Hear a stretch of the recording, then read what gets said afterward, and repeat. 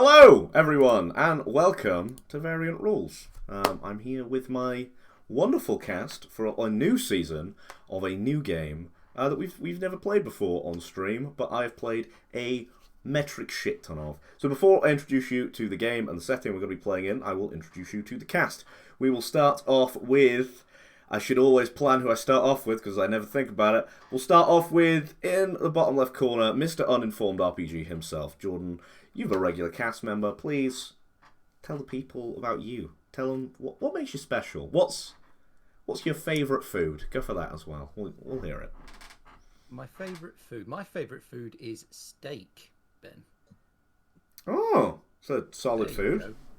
That is a good solid food, isn't it? Hello everyone, I'm Uninformed RPG on YouTube and on Twitter, and yeah, like you said, cast member since the beginning. Excited to get back into it. Played a little bit of Forbidden Lands with Ben before, and excited to try it out again. Awesome. Oh, we got cheered by Den Mother Plays. Hi, Sumi. How you doing, buddy? Right. We will go next with... We'll go for a new... We'll go old, new. So, we'll go down in the bottom right. Mod King, please introduce yourself. Tell everyone what your favourite sport is as well. Not food this time. We'll change it up. Whoever sport, amazing. So yeah, I'm Mod King. Name's Sam. I might start streaming again over on Mod King Gaming. Now I have internet again. Let's see how that goes. My computer's a bit of a potato. And my favourite sport. I do have a favourite sport. It's rugby. Ah, that's a solid sport. Actually, yeah. I don't really watch sport, but no, I love rugby. Yeah, there you go. Yeah, well, that's awesome. I'm glad that we all found that out. Today. Right, we will go again. Old cast member. We'll go to the man on my right, the Honourable Sir Nade. Please introduce yourself to everyone, and tell everyone your favourite mode of transport. That's a curveball. Yep, I'm Nade, Sir Nade. I stream over on... Did I change it to off topic yet? I don't know if I did. I'm not sure if you did either. I haven't streamed for a little while, so let me give you a crash course. Over the last 2 months, I've had COVID, survived COVID, tried to take a little bit of holiday, but was ill after, and then moved house. So I've been pretty busy for about 2 months. I've not streamed, so I've forgot everything that exists over on the stream sphere. But yeah, I'm over on... It's either Cernade or Off Topic. It's going to be changing soon to Off Topic. But yeah, find me over there. My favourite mode of transport? Ooh, I mean, I'm a car guy, so... boring, right? Car's pretty standard mode of transport. If I could strap a saddle to my pug... Ooh. What about some kind of pug-based dog team? You'd have to have like 50 of the fuckers, but I mean... Yeah, like we'll go sledding and we'll give them huskies a run for their money. I mean, okay, not a run for the money, a gentle trot, but a gentle trot for their money. Why are we streaming tabletop RPGs when we could be filming that? Yeah, right. Throne being pulled along by like 500 pugs, like... We'd have to rent 500 pugs. I think that's why we're not streaming that. Excuse me, Ben. A dog is for life, not just for Christmas. Okay? No, we're going to rent them. We're not buying 500 pugs. We're buying 500 pugs. For fuck's sake. Every sub and bit to this channel will go towards the goal of purchasing 500 pugs. Jesus. And that's how we announce our GoFundMe. We want to build a pug-based sled team. I mean, okay. Okay, and then finally, our newest cast member, the wonderful Tempest TT Games. Tempest, introduce yourself and also tell us your favourite genre of movie. I planned these questions, you could tell. I'm Morgan, aka Tempest. My pronouns are they, them, and favorite genre of film. I guess I'm just gonna go with sci-fi. No, fantasy, both. Even I don't know. I like films. Sci-fi. Films are good. Films are good. This is a lot like Fast and the Furious, says moviegoer who's only ever seen in the Fast and the Furious film.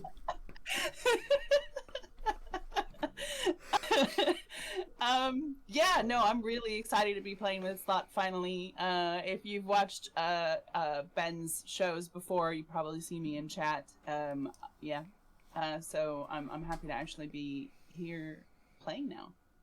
Awesome. I'm the Flickering Torch. I stream here. I probably should have introduced myself, but here I am. So I think what we're going to do is I'm going to give a little brief introduction to the game and then the setting we're specifically playing in, and then I'm going to hand it over to the players to tell us a bit about their characters. So, we are playing the wonderful Forbidden Lands. You've seen it on my shelf since we started streaming. It's always been lurking back in the shadows, and now it's its time to step out of the shadows and become the game we play on Variant Rules. Forbidden Lands is this wonderful kind of survival dark fantasy RPG. The setting in the book is the Ravenlands, which is this kind of really cool twist on fantasy. But we're throwing away that setting. We're throwing it to the wind.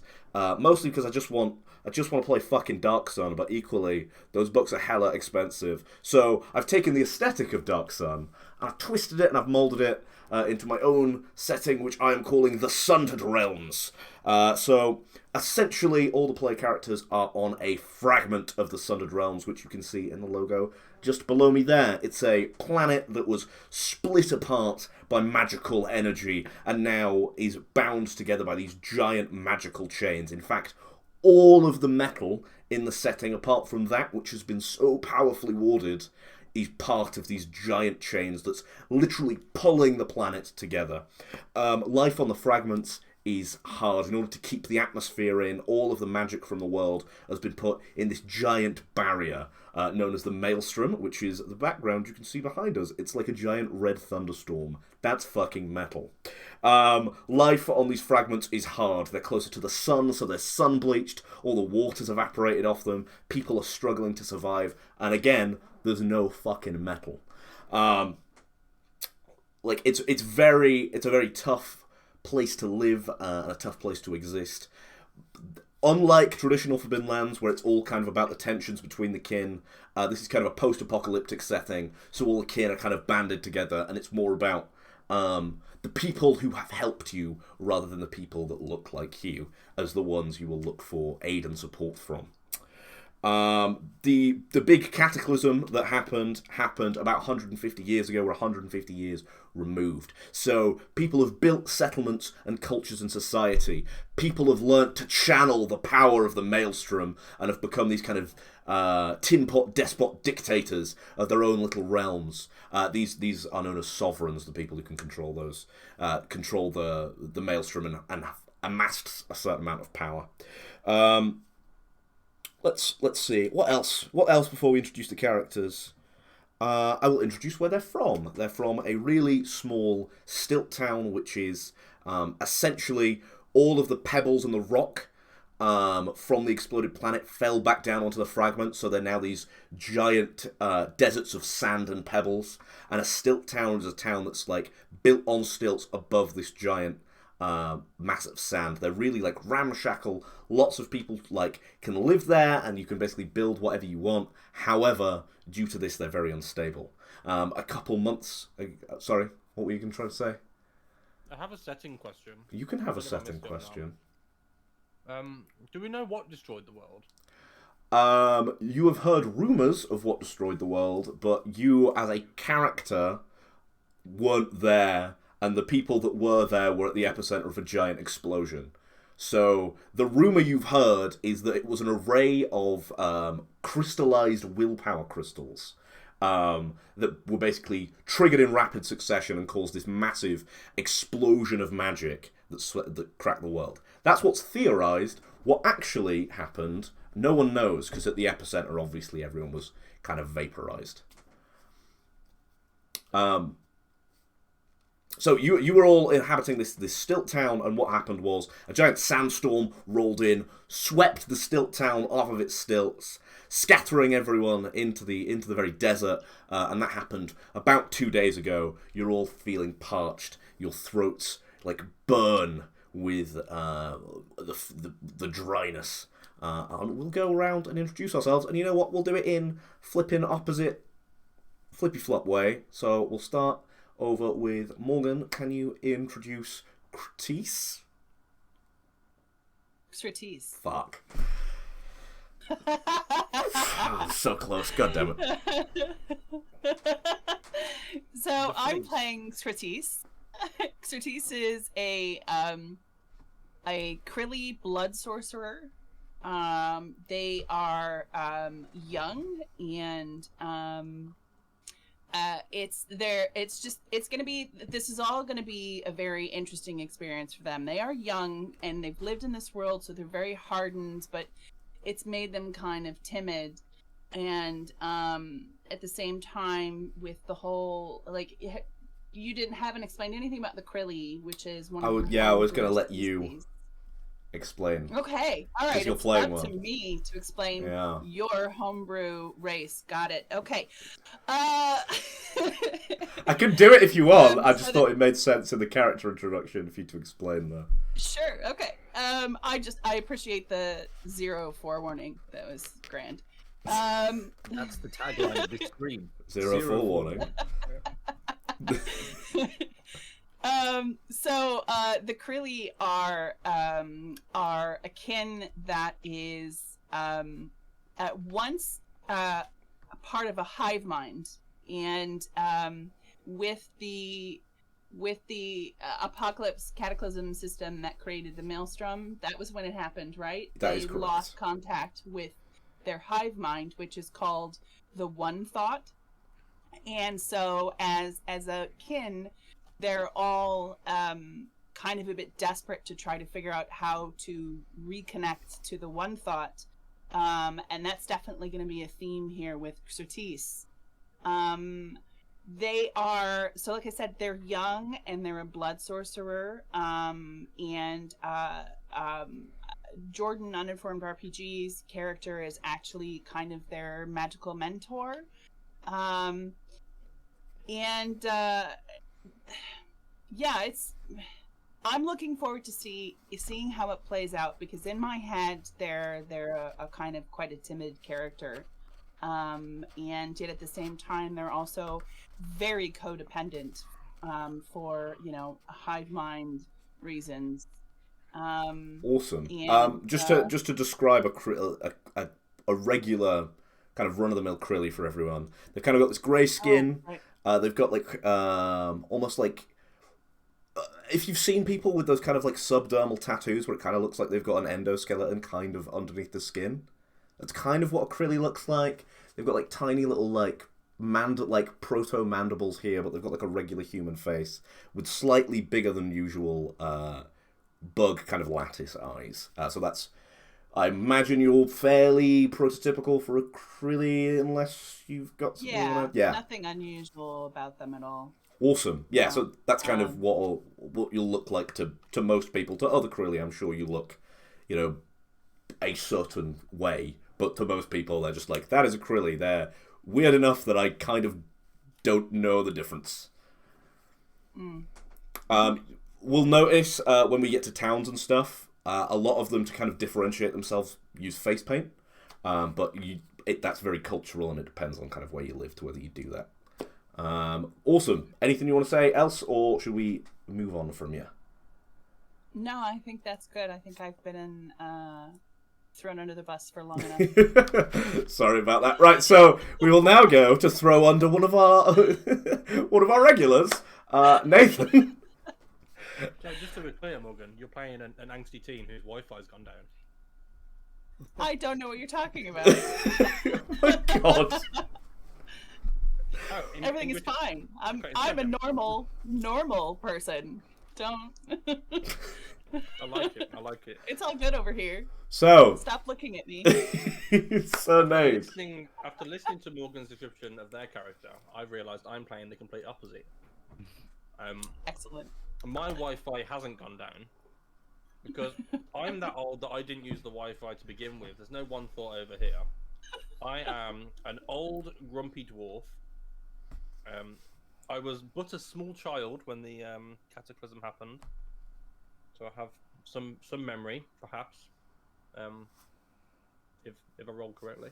But yeah, I'm Huddle Ironheart. I've gone for a run-of-the-mill dwarf character this time around. I'm not going for anything special. I'm old. I'm grumpy. I've got an axe. and I intend on embedding it into anybody that pisses me off. So- I'm old enough to just not care anymore. That's the entire character's premise. That's my goal in life, to get old enough that I don't care anymore.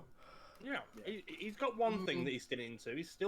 His life goal is to find some metal, which, as we all know, doesn't fucking exist. So you can imagine he's pretty annoyed. Yeah, pretty annoyed. I mean, so instead of metal, he has taken to shaping and molding bone instead. So he's become a bit of a master of creating weapons and items out of bone. And it was historically known that the dwarves used to embed metal into their skin as like runes of, like tradition. It was a tradition to embed like metal runes into your skin. And I had a few as a child, so I've got a few scars where the metal was essentially ripped out of my young dwarven body as a child. But I have since been replacing those with bone fragments instead. So I've got some bone fragment runes embedded, and also like lines of bone throughout my skin that I've also like carved in. Pretty grim. It's fucking awesome. Pretty grim, yeah. That's really fucking Kind of awesome. metal. So, It hurts. That's why it's so moody. Kind of metal. so metal. yeah, basically, so just very quickly, dwarves in this setting kind of rare because of that practice of embedding metal in their skin. When all the metal got transmuted, if you were covered in metal embedding, like a lot of dwarves were, you just kind of fucking exploded. Which is upsetting, and was very upsetting to the dwarves when it started happening.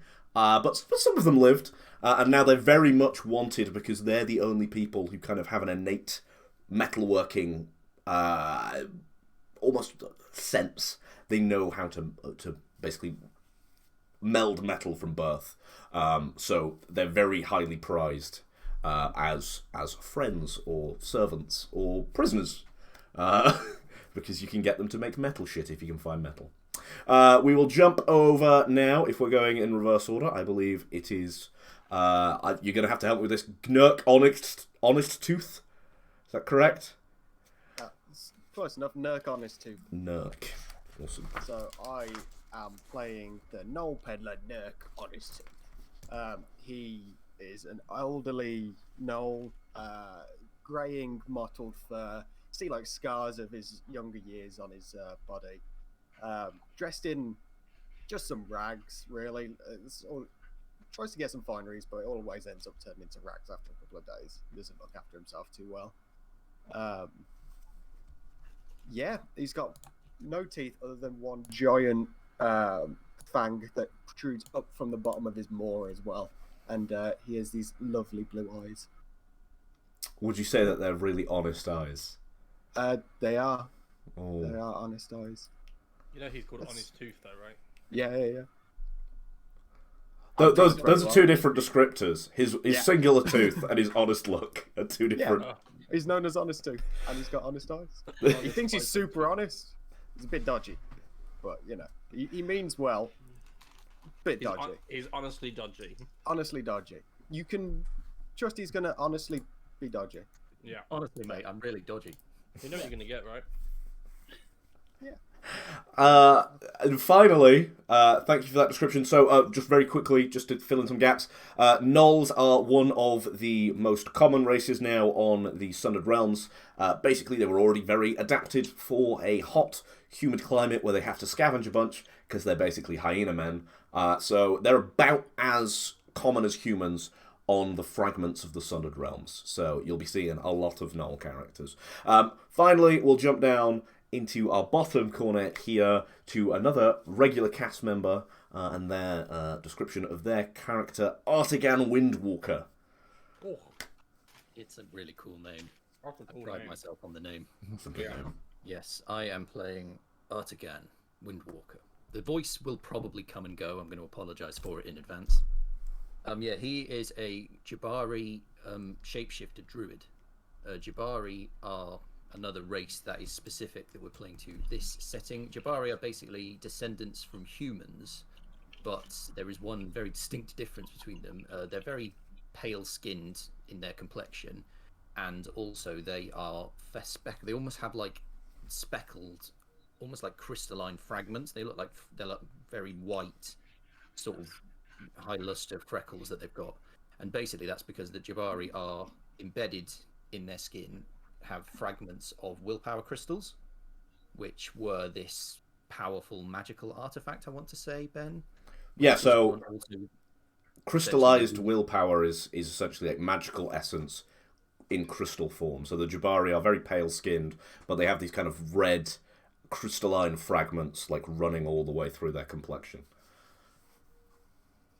Yeah, so yeah, he's got this very obvious look of these embedded willpower crystals about him, and for that reason the Jabari have been hunted sort of quite violently for these willpower crystals. Are essentially a very rare commodity and a very sought after commodity among mages and non-mages alike. So he's had to live on his own for quite a while. He's not old, he's cast as an adult in terms of his age, so he's kind of like, I would probably put him at like early 30s maybe. So he's been on his own for quite a number of years, but not like for decades or anything. But yeah, he's kind of, say, a bit of a loner, had to learn to live off of the land, not really interacting with people very much. Found a little bit of companionship with Tempest's character when they met and sort of formed a little bit of a bond through their mutual practice of the arcane. But yeah, like, I'm excited to play him and just see what we can do. Never played a druid in this setting before, and magic is interesting. Magic is super dangerous. Yeah. Right, so That's fine. Now that you've been introduced to the characters, where we're starting is the middle of the Black Sea Desert. The stilt town that all of our characters were inhabiting at the time has been blown away, and they've been kind of wandering in the heat of the Fragment's desert. Basically, the maelstrom broods overhead, occasional crackles of magical energy burst through, just like you're seeing in the background. And the Black Desert is basically just radiating its own kind of heat. You're stifled by every step you take. Your throats are ragged. They almost feel like rust covered with the thirst that you have. If you stare out into the desert, it stares back with a hatred. The very desert itself seems to will death upon you. But as you're trudging, and you've been trudging in this featureless black desert for days, you catch on the horizon a pale glint.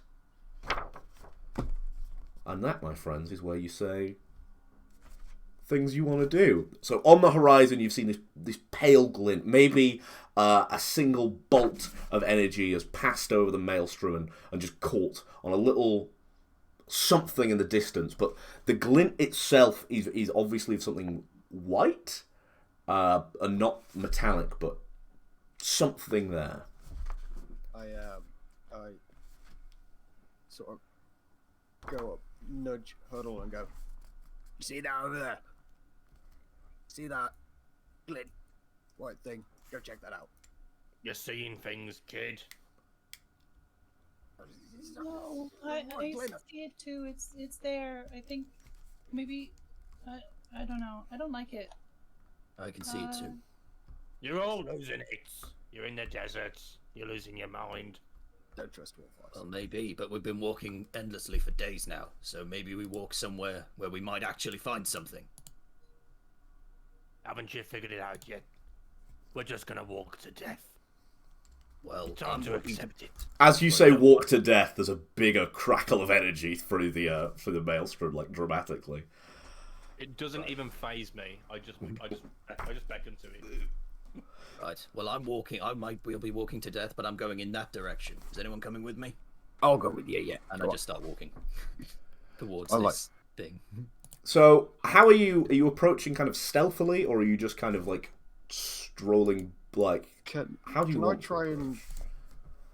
try and sort of scout it out in a way? You've got scouting, right? Yeah. Let's do a flipping dice roll, shall we, everyone? Let's do a bloody dice roll. So, dice rolling with Forbidden Lands, I think, is bloody wonderful. So, what you're going to do for me is roll a number of, if this were in real life, you would roll a number of 6-sided dice of one colour that is your skill in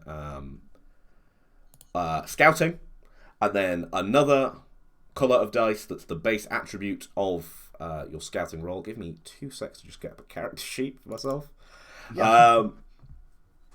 So you would roll one set of dice. Let me just find scouting, which is wits in one color. One set of dice that is your scouting in one color, and then if you then had a some kind of tool, maybe like a telescope or something that would help with scouting, you would roll that in another set. So if you just roll it in the dice bot, I think you already know how to use the dice bot. Correct. So you have no successes there, but what you can do is that little rotational thing lets you push your roll. Now you can push your roll and maybe get successes, but it also could come at the cost of hurting yourself. So do you want to push your roll? Hell yeah. So press the little thingy button. Awesome! 2 successes. So what you actually see far off in the distance, that pale glint is obviously bone. You've seen bone a bunch of times. A lot of tools are made out of bone. A lot of dead things you've seen. It's the Sundered Realms. So clearly there is some kind of either skeleton or skull or bone axe or bone knife draped over what looks to be like a black stone column. That's kind of what you can see from this point, and you maybe can pick out little flecks, maybe like a slight tinge of red across the thing in the distance. If you want to get closer, that's fine. What you can see from looking at it, very obviously with the scouting roll, 2 successes, there is no one currently over there. You can just stroll on straight up and be basically not spotted by anything. You can't see anyone looking. There's no obvious vantage points down there. It just looks like this is some kind of bone structure. The structure itself is made of some kind of black rock material, but there are bones either strewn upon it or placed upon it. Something. So I'll obviously shout back. I'm guessing just Artigan's close and go, sort of shout back what you said, because I've got it wrote down and realised I can't read my handwriting. And we're like, it looks all clear, but I've lived this long being cautious. I think we should be cautious. Don't know if the bones are recent. I'd like to go back of the pack now. I wonder if I could use my lore skill to see if I recognize what this thing is, like if it's an established. If you're closer, you probably could, but because you'll basically just see like a black column and then some kind of bones, it's not. Well, I'm not going to get any closer than Artigan is. So how close is Artigan getting? So I think I'm gonna maybe I'll kind of walk up to Artigan and just be like, I don't know. Do you think it's do you think it's been here a long time? It's hard to say from this far, but I think what we could do, if we go up and see it, might give us an indication of if there's any life around. Somewhere where we can get some water. Might even be. Frankly, that's all I really care about now. Yeah, might be some good shelter as well. Possibly. We'll have to see. You can't see anything, any dangers around, you said? Not that I noticed, no. Right. Well then, let's take it slow. Get ready to run if you see anything moving. But for now, let's slowly approach. So as they approach, I'll make off I'm heading at the same speed and then just sort of slow down so I'm a little bit further back than the rest. I love that. I'm slow anyway. Yeah. So as Strategic basically never leaves like a 6-foot radius of Artigan if they can help it, to be honest. So it's Artigan and Strategic at the front, and then Hoddle and Nurk just a few steps back because they're a bit slower. Yeah. When you get closer, you notice that this is very obviously some kind of black rock altar. There's a humanoid, and by humanoid I mean it's either human or Jabari, skeleton, like braced on this kind of altar. It's a skeletal remains, so it's been here a long time. You notice getting closer that the black rock altar seems to have like grooves carved into it, and all the grooves seem to collect around the altar and then flow off one side into a basin.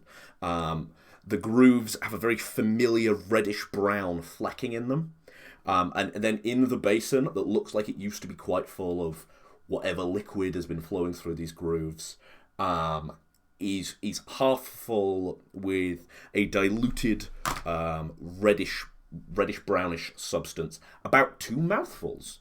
Right next to it is one wicked-looking, almost sacrificial glass obsidian dagger, and then wrapped around that what looks to be a sling is kind of been used as a handle for that, but it's very obviously like someone's personal sling. So what we've essentially got here is 2 mouthfuls of liquid and 2 weapons. So I mean, as a party, all of you are thirsty and none of you are armed. So look! Finally, something for the magic people to do. Turn it to water. Go on. Surtees, is that possible? I feel like this is more your area than mine. Well. Go on, you can do it. So, Surtees is gonna pick up the weapon. yeah, And they're gonna use it to like they're gonna take out like they're gonna open a pocket in their robe, right? okay. And they're gonna like scrape some of the like flecks of blade off of the altar and like fill their pocket with it. I'm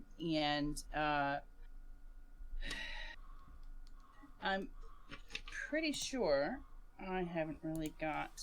What I can do is I can use sense magic.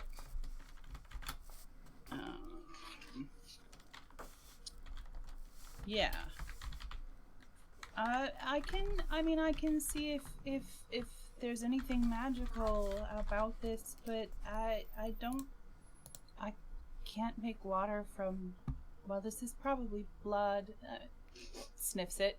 It's blood. Like sniffs some of the potter. Yeah, definitely blood. I wouldn't advise drinking that. I'm sorry. I only picked up about half of that, and I didn't hear you say you were going to turn it to water. They lean slightly forward, but not like very much, and they do not raise their voice. No, can't do that. Oh. What time can you do it?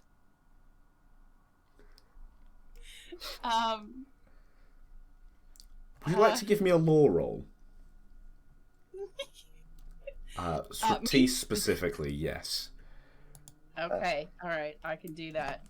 I'm gonna just walk up as well. And you said there was a sling. I'm gonna pick that up and hand it to Hodel. Awesome, you've got a sling. Like a sling you put your arm in? Or No, like a weapon sling. Like a David and Goliath thing. Yeah.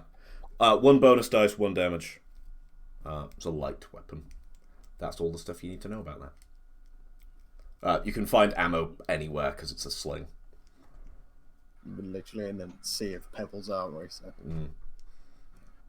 So for a lore roll, I've got rank 3, so I roll a 3 skill dice, and then it's wits, and I've got a 5 in wits, so I roll 5 attribute dice. That is correct. So you would do 5 BA, and then you got it. Awesome. 1 success. You don't need to push that. You don't take the damage because you didn't push it. This is, a blood sorcery altar in which they used. They either sacrificed Jabari or humans. Usually humans because they're easier to find and less valuable, in order to create crystalline willpower. Basically, like, all the blood will flow into a basin full of holy water, and through some kind of ritual casting will create crystalline willpower. The water is a bit bloody, but probably safe to drink and would quench your thirst, but due to the inherent nature of having willpower in it, will probably power you up, but might make some people hallucinate some creepy shit. Right. Okay. Yeah. So actually, this looks familiar. It sort of turns away from Hodel, like just totally ends that weirdness, and says this to Artigan. Someone created willpower here, so I think that I think it's fine. We could probably drink it. You and I probably could drink it, maybe, but it'll probably fuck up the other guys a bit. Well, You should really face someone when you're speaking to them. It's very rude. You said this might fuck me and Hodel up. How?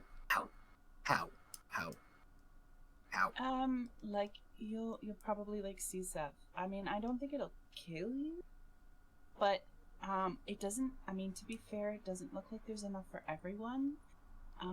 If we were to drink this, I think maybe there's two of us. We could probably get some 2 drinks out of this, maybe.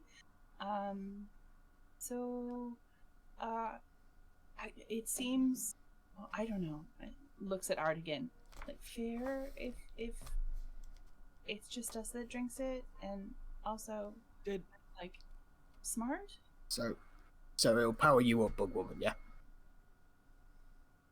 Oh, it might do. I don't. They made willpower. I'm happy with that. So yeah. See if it makes Did me I hear you live. say it's part water, part blood?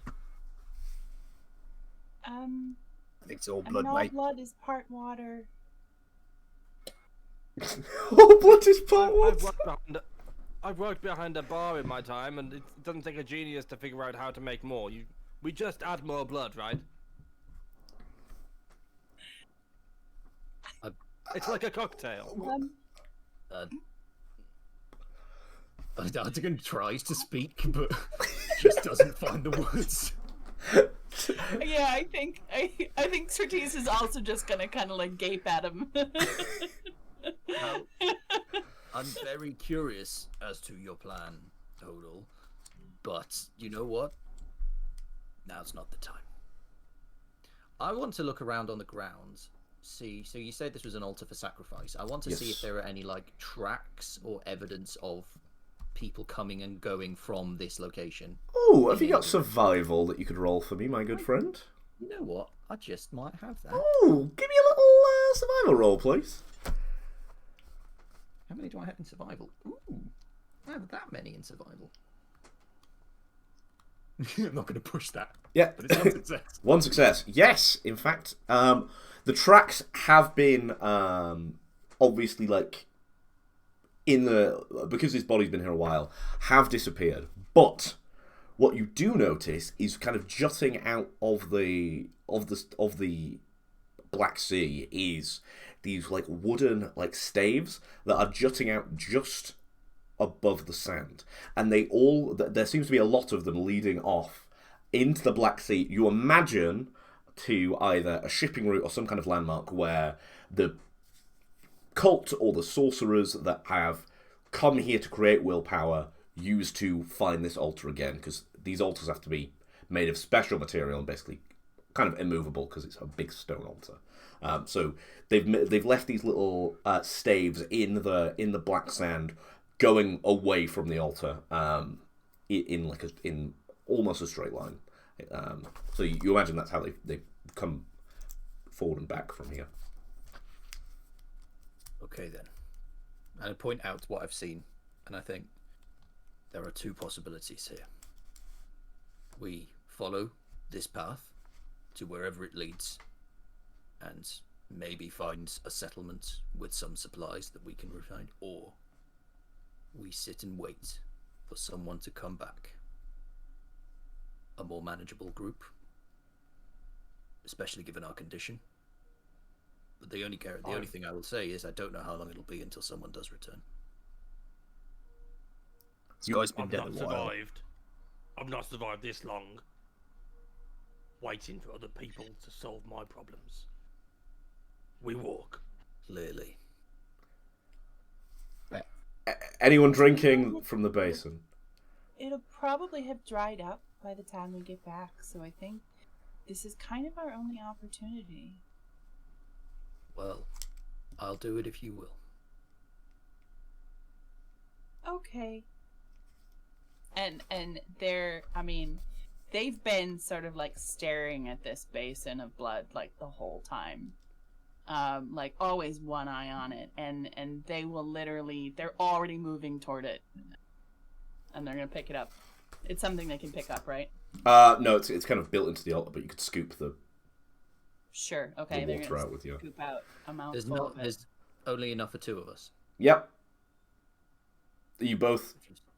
It's like 2 mouthfuls, It's basically. gonna get like chocolate milk face, but blood like everywhere, and they are completely unashamed. They lick their hands clean. It's not straight blood. It's like water and blood have been kind of diluted together. So it's not as thick as chocolate milk, but yeah, you can get all. I mean, they get messy, and they are unashamed about it. That's what I mean. Like a fine latte. Like a fine latte. Delightful. Yes, so you're both partaking of the basin. We are. Awesome. Kratis, you suffer no ill effects. Gain 1 willpower, you are no longer thirsty. Okay. What happens to Artigan? Artigan, give me a survival roll, please. Lovely. I'll very much do that. It's a good thing it's a high. Sorry, I just need to remind myself of this.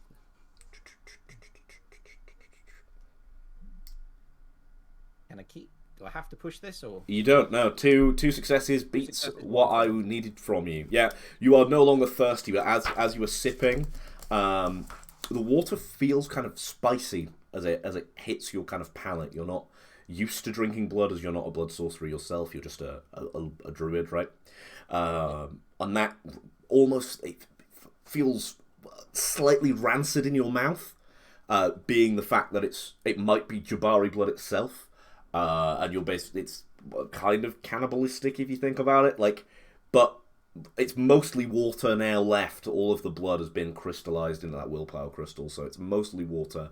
You drink it, you are no longer thirsty. You're good. So I believe one of the items was the sling, and that was given to Huddle. What's happening with the sacrificial dagger? I believe Trace took it. Did you? Yeah, I've got the sacrificial dagger. Awesome. Anyone want to pick up any of the bones before we move on? Yes, I want some bones. Cool. The most useful thing here is like a femur. You could use a femur as a club. Yeah, I'll pick up a femur. These are all human / Jabari. There's no animal. There's nothing animal around, is there? No. It's all actually. It's either human or Jabari bones. I'm assuming we can't tell either way. No. Basically, because you're basically the same kin, apart from some of you are sometimes born with. Obviously, the Jabari are born with crystalline features in their flesh. It doesn't go as far as the bone. It's just a kind of almost complexion thing. So, me and Hope will be able to pick up a femur, yeah? Yeah. So I picked up the female, so I'm going to pat it in my hand and go, "This is more my style." And I'm gonna throw the sling back to the knoll. So count it as a club, but it's got the fragile property from that homebrew I've sent you. So basically, because we want our equipment to mimic bone, wood, and glass, we've got a few more weapon tags. One of them is fragile, so for every 1 point of gear damage this bone club will take, it actually takes 2. But count it as a club in all other stats. And what was the sling stats again, so I can have that? The sling is just a regular sling, so that's +1 bonus and +1 damage.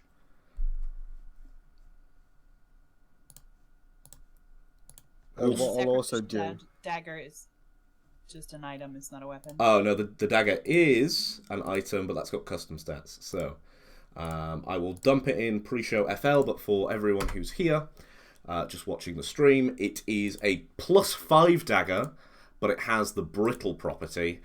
So in this game, our glass weapons have a brittle property, which means every time the weapon deals damage, you take away gear dice from it. So it starts off with 5 hits, and then it'll obviously go down to 4, 3, 2, 1, as it deals more damage. So very high damage dagger, but will eventually just snap and shatter. When I get in the femur, it's a full skeleton, so I'll take the skull as well. You take the skull. I'll rip some of my rags and fashion it into like a little bit of a rope, like circle, and just sort of wrap it around myself and be like, you never know, people buy weird stuff. Yeah, you can add that to your inventory. Random human skull. Sometimes I'm glad I don't know people like you do. Well, I definitely didn't know this guy, and his head's now also a cup if I want it, so you know. God, holy shit. I mean, so I can't dope. really talk. I've just drank from a blood chalice. So, Exactly. speaking of which, you two are still, I imagine, quite parched. Shall we go and find you some? With haste, yes, please, yes. Yes. I'll Bertice start. is like standing there, licking their fingers clean and kind of like staring up into the maelstrom. You think for a second you see two massive bug eyes in one of the clouds as a lightning bolt flickers across the maelstrom. But you're not sure if that's just because that's the thing you want to see the most, or if it actually was there. Following the staves a little bit, can everyone give me a survival check? Can we do it in turn so it shows up on the dice pot? So we'll start with Morgan. You can do the survival roll first, and then we'll go round clockwise. So it'll be Morgan, and then Jordan, and then Sam, and then Nathan. Alright. Survival. If you don't have any rank in it, you don't... You just roll attribute dice. You don't roll any skill dice. Just the attribute dice, and that's wits. So... One success. Awesome. Nice. Jordan? One success. Oh, damn. Nice. It's a success. Me now, right? Yep. Oh, have I done that wrong? Yeah. Yeah. Put it at the end, not at the front. Been a long day. I am Error. Hi, Era. Pleased to meet you. There we go. No successes from you, unless you want to push it. I'm gonna push it. Oh, you're going to push it. We'll scroll up for the push. So take the 2 damage, and then you got 1 success. So everyone... Nathan, are you pushing that? Yeah, go on. Okay, you will take 1 damage to that. Okay, you just take 1 damage to the attribute and don't. So the people that took damage, you're basically... Oh, it was the 2 people that are thirsty. You're so parched and thirsty that you're like constantly thinking about water to the point where it's causing mental strain. You're getting the headache from the thirst and everything. So that's where your wits damage is coming from. So mark 1 damage, Nathan, and mark 2 damage for your character as well, Sam. So you're getting mark damage. The little things next to it, the little tick boxes next to each of the attributes. So that's 2 damage to my wits, right? Correct. Just a mechanics question, Ben, quickly. Yes. Do you gain willpower by pushing? And Yeah. getting the 1 as well? Yeah, they're getting willpower in a second. I'm doing the damage first. Right. So, have you found where you need to mark that damage, Nathan? Yeah, I realised. So those little click boxes, I thought we put points in there. No, they're your damage. Put the full amount in the box next to it. So for each point of damage you've taken, you also have gained a willpower, which lets you activate super cool talents and powers. So just mark as many damage as you just took as willpower, because you get those from pushing your roll and hurting yourself, essentially. So basically, everyone who succeeded can now just catch on the air a brief whiff of a rank, pungent, but also sickeningly sweet smell. But also in there you feel, because so many of you succeeded, you've kind of got the hint of sulfur or brimstone, some kind of chemical agent. He's just kind of floating about on the air. Hoddle doesn't really notice any of that. I'm guessing he's got a big stuffy dwarf beard that's stopping him really breathing in the air. But yeah, there's definitely something about the air that's wrong. But as you're walking and following these staves, you begin to hear bickering What you see in front of you is jutting out of the black sand sea is a big red rock that appears to be overhanging something where people are bickering the other side of the rock, and then there's a big red carved pillar that looks very dilapidated, like it's been there a really, really long time, like pre the cataclysm, long time. You hear this bickering. You kind of hear just a bunch of people seem to be arguing about a runner on a skiff and how they're going to be late with the delivery. There's 3 people just bickering the other side of this big rock. So I hear the word skiff, and I'll be like, "Oh, you hear those people? Yeah. This might lead to opportunities." We go. Hey there, friends up ahead. I heard you need help with a skiff. I've had experience with skiffs before. I just shouted out without fully seeing them yet, I'm guessing. Awesome. You want to give me a really quick... you want to go for manipulation or something of that kind of caliber? Manipulation, because... Yeah.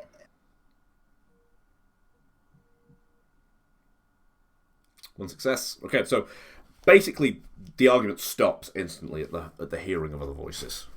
I just need to really quickly do a quick GM roll. Awesome. So the argument stops abruptly, and then you hear someone call out, "We're under orders by the Sovereign. You can't come near here, or help." What do you mean you couldn't help, though? I mean, you could help for a little bit, and then you've got to leave. Well, we're a little group here. It's just me you're hearing right now. You pirates? We are thirsty. We're not pirates. Is Thirsty a pirate crew? Oh, I've heard of Thirsty. You hear one of them say, "Oh, I've heard of Thirsty too. I heard that." Oh, yeah, and then you see that they're having this weird little conversation where they think it might be a pirate crew, but they're very obviously not the brightest. Not the brightest crop. They're definitely just beyond that stone ridge. They haven't spotted you. They don't really know where you're coming from. I'll be slowly grouping close. So definitely not pirates. You know the stilt town is not too far from here. A little ways off, a couple of days off walking. Stilt Town? I've heard of that. That's where all them pirates hang out, right? You're a pirate. Not a pirate. We were told to watch out for pirates. Do I look like a pirate? I'm old, frail. I need water, and I am. Are you stepping around the rocks so that they can see you? Yeah, but sort of back a nice bit. So what you see when you look is 2 gnolls and 1 human. They're all kind of dressed in very flowy silks, and they're dressed like guards essentially. So they've got like a bone scimitar at their hip. And they're next to a sand skiff with like a really broken runner. It looks like they've crashed into this giant kind of carved stone pillar. Very quickly you can see that the boxes on the cart are filled with probably spices from the kind of the stuff that's scrawled in runes across the side of it. The sand skiff is there. It's kind of like a wooden platform, a sail, all of the cargo, and then like a set of like sleigh runners. It looks like a big sleigh with a mast essentially. Look, it sounds like you two need help. Now there's 4 of us, including myself, who are just trying to find our way to some form of settlement, some form of water. We've been walking for days, and if we help you out, maybe we could do a trade. You help me out, I help you out. I scratch your back, you hopefully don't stab me in mine. You know, all good. You want me to stab you in your back? No, I just said no. Don't stab me. They kind of look at each other, and they pull out what looks to be like it looks to be like a big leaf of a kind of like a succulent plant, but like a massive succulent leaf. They pull that out from the cart, and they throw it over to you. So it's like this big, and you know that people like basically squeeze those out, and you get like a very jelly liquid out of it that basically substitutes for water, but it's really sticky and horrible, kind of going down. It's not the most pleasant source of water, but it'll definitely quench your thirst for now. I'll count that as 1d4 resource dice in water. You can use from this multiple times. You don't have to drink it all now. I can't spell. That's fine. I'll do that now. So, cheers for that. What do you guys need? We'll help you get you on your way. You know, I'm a man of my word. Some call me honest tooth. While Nurk is doing this, what is the rest of the party doing? I mean, would we have let him go off on his own, or would we have? Well, that's up to you. If you wanted to have followed him, you can have followed him. If you wanted to have let him go off on his own, you can let him go off on his own. If you wanted to sneak on top of that rocky outcrop so you could get above these possible targets for robbery. I think that's what I would have done. I was thinking if I could climb on the rock. I didn't know if I could because I'm so small. So it's kind of like jutting out like that. So you basically can just like get on your stomach and crawl your way up if you wanted. Yeah, I'd follow. Yeah, I'd follow Holden. Holden? No, Hodel. Hoddle. And then kind of look at Tatrice, see what they want to do. Sorry. Are they coming too, or where do they want to go? I think they're just gonna follow behind you. Really, that's kind of. I think that's just their way. They follow behind you, and when they're scared, they usually follow behind you in a way that you are like a shield. Yeah. Essentially. He'll kind of like quietly look at you, like it's okay. So as you're on top of that rocky outcrop, looking down at the scene, they're maybe like 10 feet below you, because you've crawled up a thing and it goes down to the skiff where the big pillar is. You can basically now, without the survival roll, smell that really sickly sweet, pungent smell with just a hint of sulfur. If you can help us, he says to Nurk, if you can help us just fix this fucking runner. And you can see that they very obviously like lost control of the sand skiff and hit this column. And you can see the column is now like fractured to the point where if someone sufficiently ran at it, they could knock it over. And the runner is like kind of jutted off the sand skiff, and is now like no longer attached to the front. Without showing myself, I'm just gonna sort of go, I can fix that.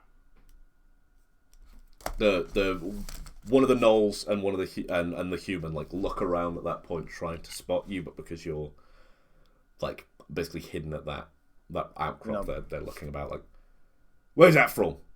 You about to ambush us? And then like the gnoll who was looking around like very slowly draws his bone scimitar.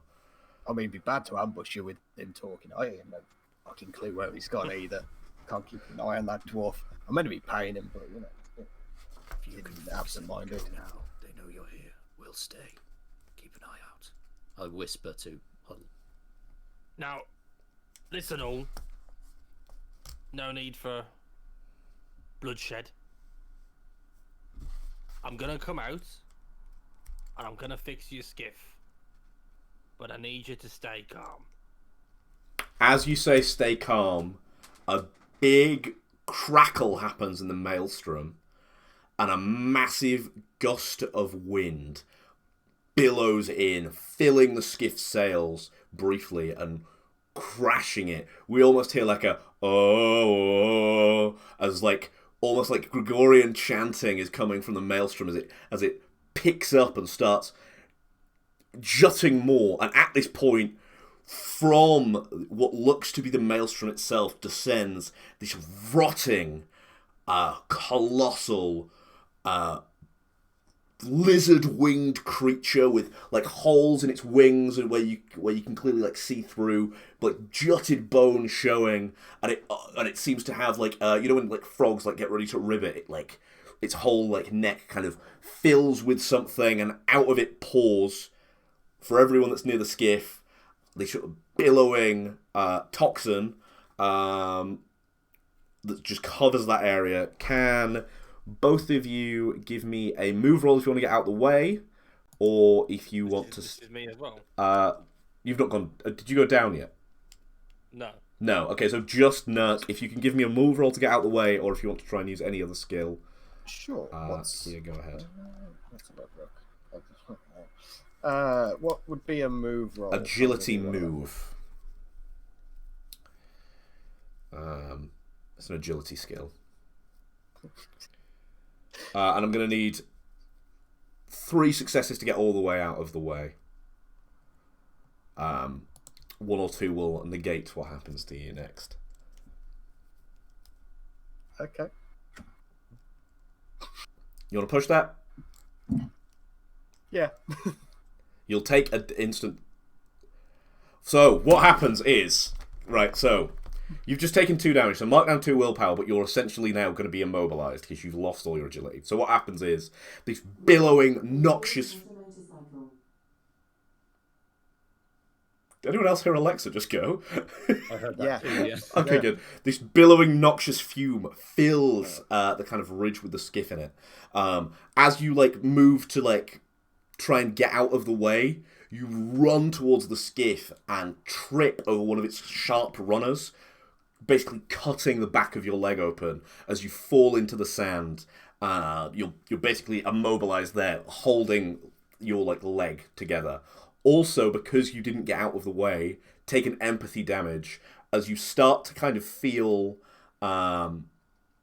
really lightheaded, and then everything in the environment seems to be shifting and moving. From where you are, you just see Nurk fall out of the other side of the fumes. He's just right on the edge, where that pillar is. So you'd have to hop over all the fumes, and then you could drag him out or save him, depending on what you want to do. So we will go to Hoddle was stood up. So Hoddle, you can act first. What do you want to do, friend? So this thing's flying. So it's just done a big dive bomb and then gone back up into the maelstrom. Okay. What are our new companions? They're not companions. What are our guests doing down below? They're 2 gnolls and the human. They're coughing and basically they've got out of the. So the human hasn't quite got out. The 2 gnolls are just on the side, coughing up the noxious fumes. So I'm going to take a glance at Nurk. I'm going to turn back to Artigan and go, well, to both of them, and just not as anything. I'm standing up straight now and just go, well, we've lost the gnoll.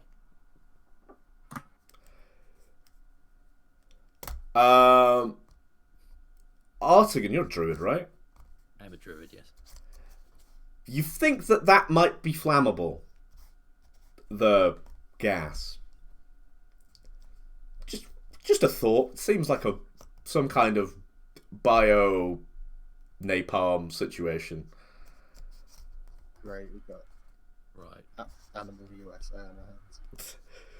Cool. Initially, I have nothing to be able to act on that. Okay. So I will keep that to myself. Nurk is still in the fumes. You say I'm holding my leg together, right? Yeah, you basically split it apart on the runner. You're down and immobile. You're broken in rule terms because you've knocked out both of your agility. Huddle. We need to get him out of there. Go. I'll help. I slap him across the face. Can I hear that whilst I'm fuck? Yeah, you can hear everything. You're conscious. You just can't move. Huddle, I got water, you prick. I slap Huddle and I push you. I start trying to push him towards them. I go, that was rude. And then I jump. Okay, so you want to jump into the fumes, grab Nurk and pull him out. Any way of jumping over the fumes? Not with your little dwarf legs, unless you had a big pole or something to go over Got it. a femur. I'll give you a gear dice for your femur if you're willing to let it crack as you try to sail over the top. Oh no, I'm a big/small burly dwarf. I'll take. What's a bit of fume, Give me a move roll, and we're going to say this is for the whole action of jumping down there, grabbing Nurk, and pulling him out the fumes. Move. I'm going to need 2 successes. So this is the most confusing one I've done so far. I've got a lot of stats here, so it's roll and then base attribute first. agility.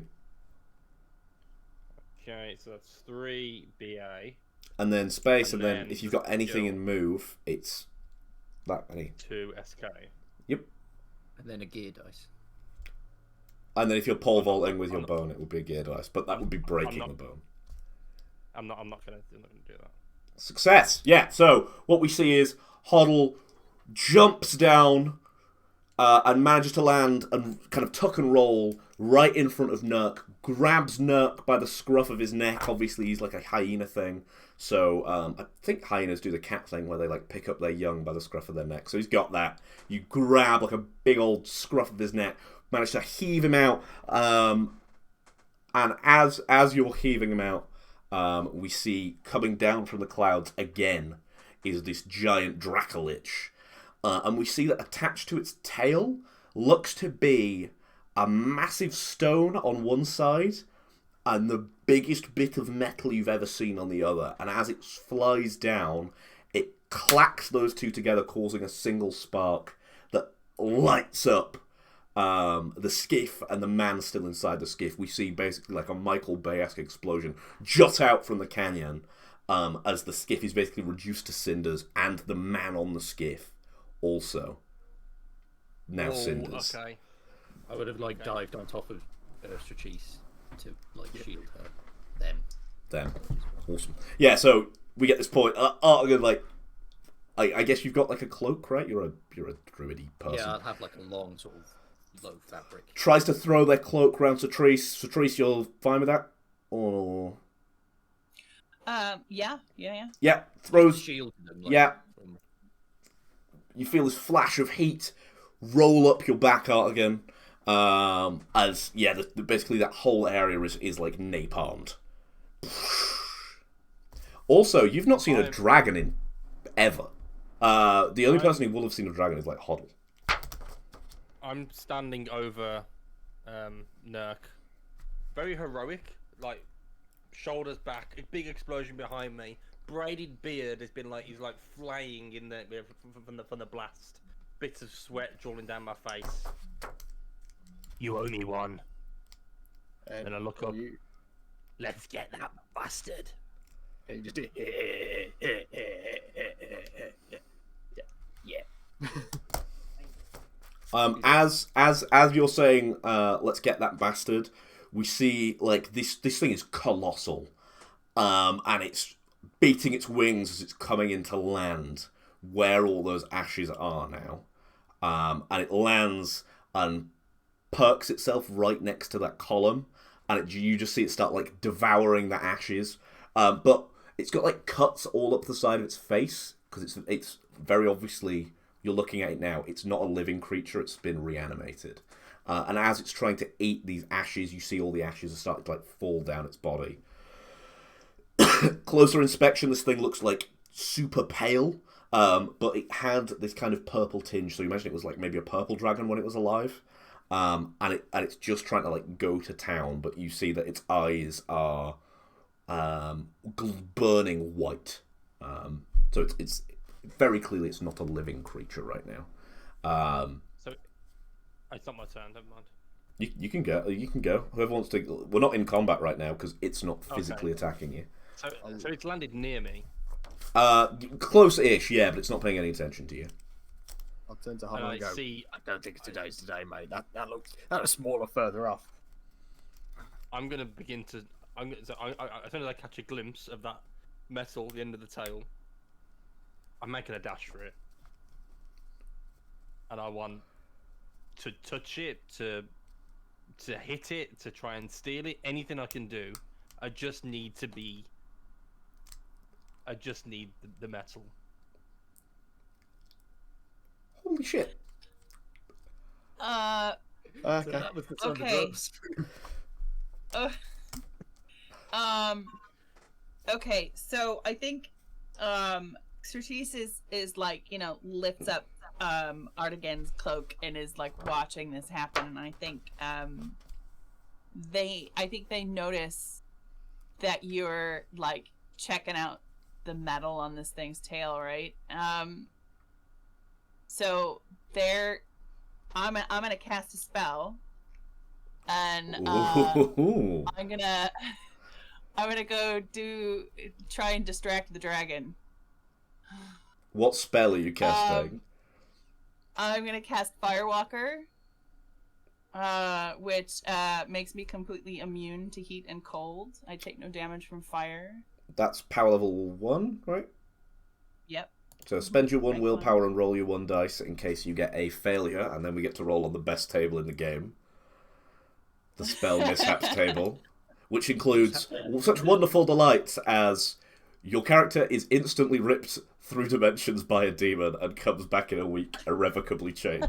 So... Okay, so I'm trying to understand what to roll here. Just one BA is fine. You just don't. Just 1 BA. Yeah, you're basically rolling the power level of your spell. You're all good. You can cast the spell. You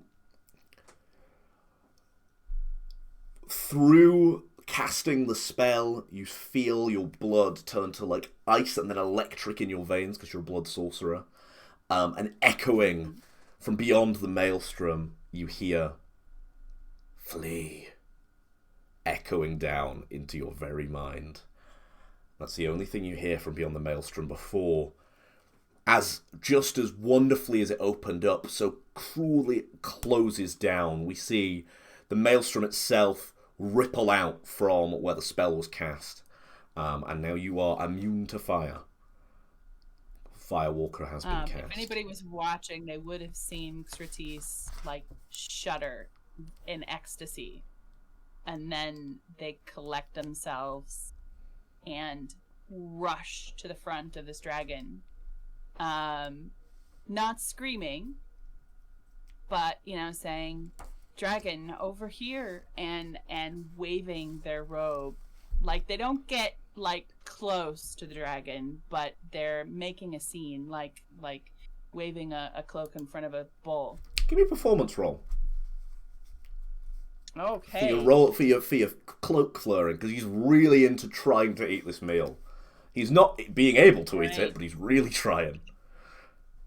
Absolutely, I want to do, but I'm gonna let everyone else do their stuff first.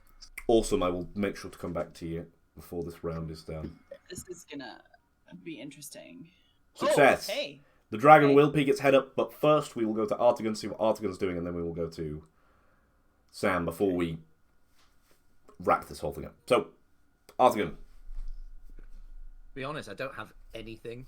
Like, I really haven't got... I've been trying to think about what I can do, and I just don't have anything. So, apologies. That's fine. You don't have to do anything. Right. Nurk wanted to do something. Do you want to wait to see how this plays out, or do you want to do it now before whatever happens? You know what? Yeah, let's see how that plays out. My plan is there some like rocks and pebbles around me? Yes, all around you. So I'll be readying one of those in my sling to try and do what Strateus is doing. Did you give your sling to Hoddle? Yes, and then he threw it back to me. Ah, okay. I threw it back. Okay. And I'm gonna, if that doesn't go well, I'm gonna see if you're I can try and still distract him broken though, so you won't actually. You're having to hold your leg together. Hoddle has really fucked you by just leaving you without like giving you any kind of aid. Would I be able to use some of the rags on my body to sort of wrap my leg up together? I'll let you do that. You won't be able to attack, but you will be able to move at that point. Yeah. Seem fair? Yeah, it's good. Awesome. Yeah, so you rip off your shirt and you manage to just barely bandage your leg together. You're able to move between zones and get to people now, but you basically have to focus on doing that because it hurts so much to move on this leg. So what happens is you're twirling around your cloak, like shouting dragon, and it rears its rotting, disgusting, evil face at you, croaks up again like a frog, billows out that toxic fume. Are you avoiding it, or are you just going to breathe it in? Can I just hold my breath? Not really. Okay. Because it'll like sting your eyes and it's not just. It's like. It's like LSD, right? You can get a hit on the skin.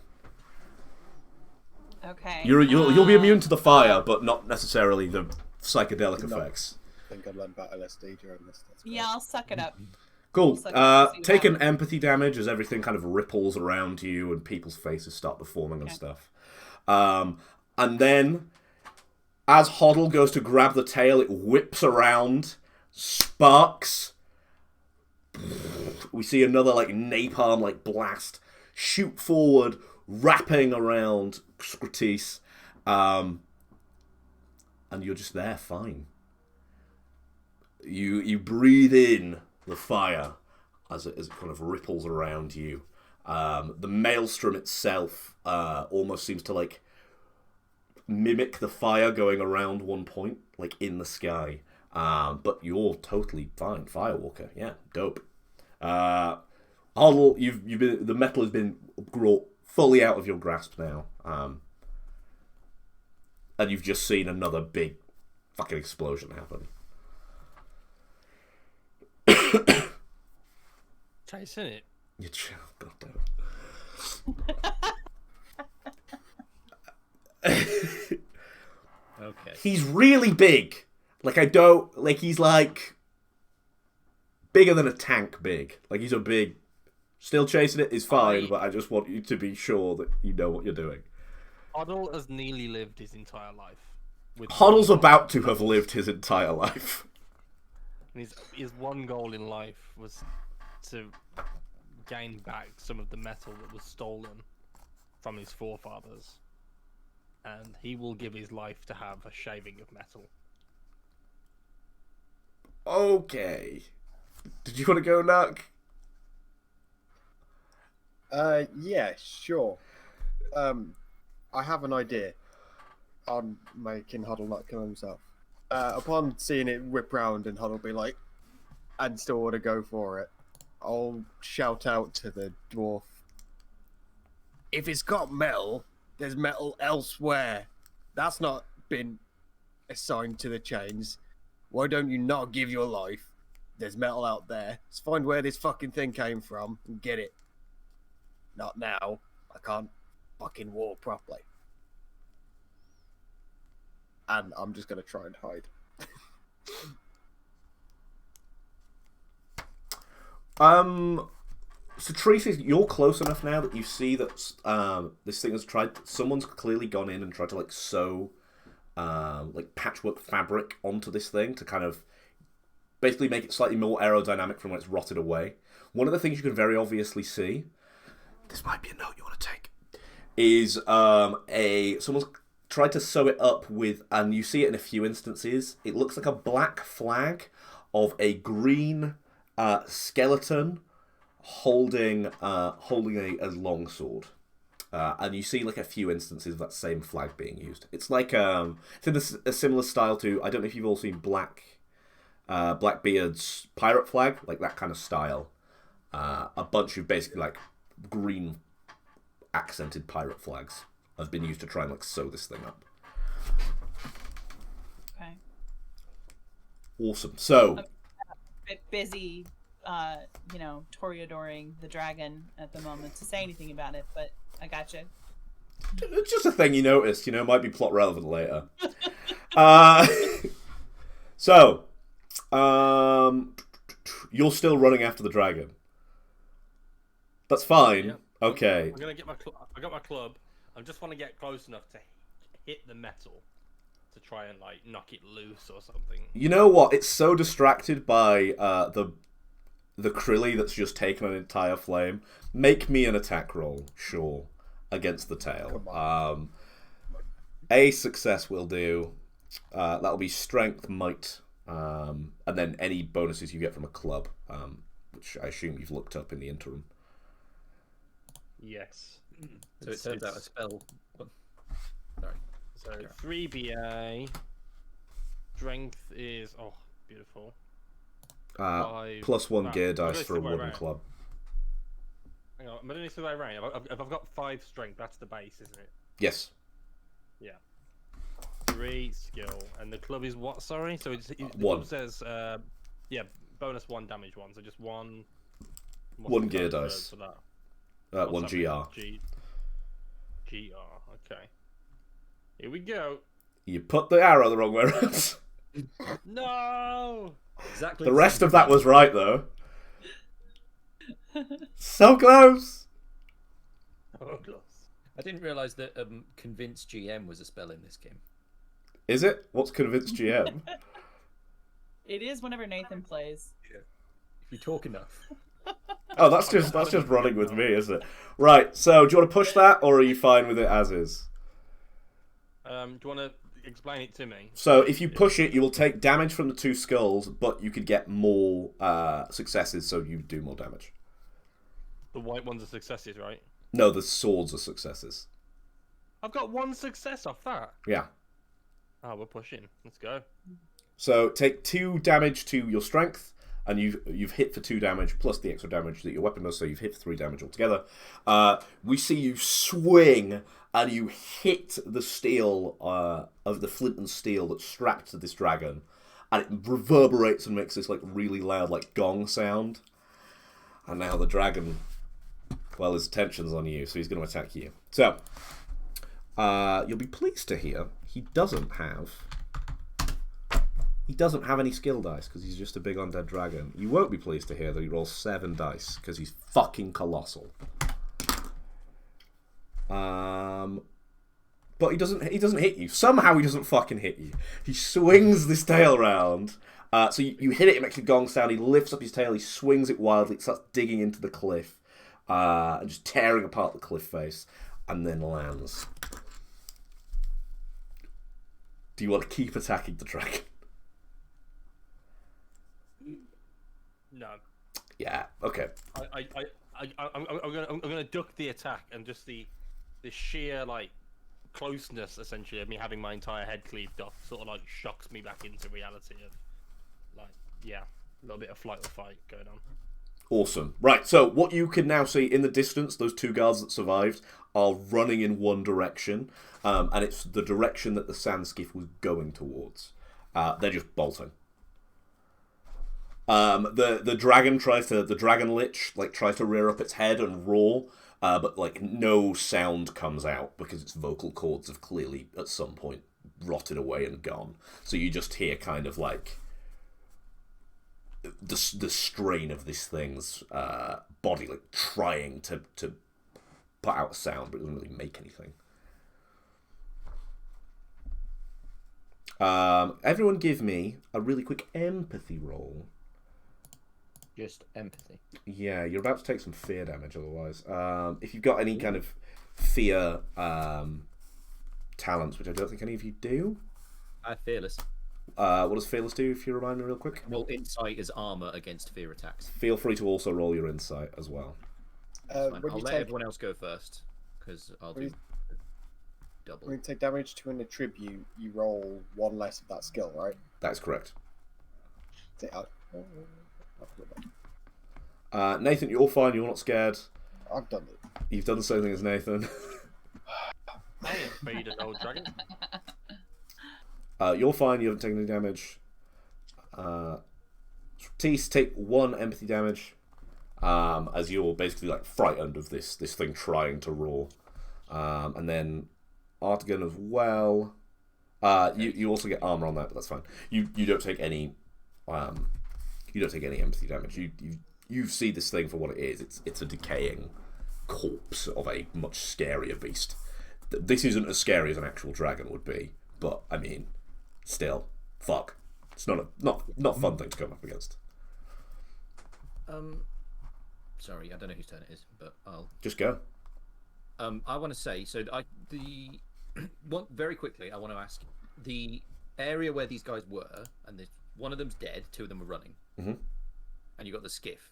Yes. Well, is that the ashes of the skiff now. So it's completely destroyed.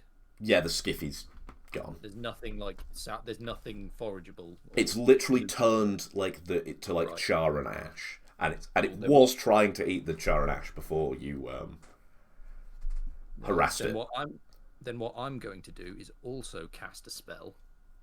I want to look in the direction of the guys that are bolting. Mm-hmm. I want to look beyond them, and I want to cast Hawk's Eye, so that I can see, give me super distance. Awesome, go for it. Give me that roll, my guy. Just the 1 BA roll. Just the 1 BA, just in case it's a failure, so we can roll on that dope table. This is the time it fucking happens, isn't it? Of course it fucking happens. Hey, awesome. So I'm playing a magic character in this system. Spell, fail, roll. So, do you have the magic mishaps table to hand? I will get it up. If you roll the die, did you want me to roll the d66? You can roll the d66. It's your fate that's running. So, anyway, when you roll for a spell in Forbidden Lands, you roll a number of dice equal to the power level of the spell. If any of those dice come up with a skull, that means you have to roll on the magic mishaps table. It goes from stuff like you feel a little sick to a demon rips you from this reality and you come back irrevocably changed. He wants low numbers, folks. He wants real low numbers, because them high numbers will kill you.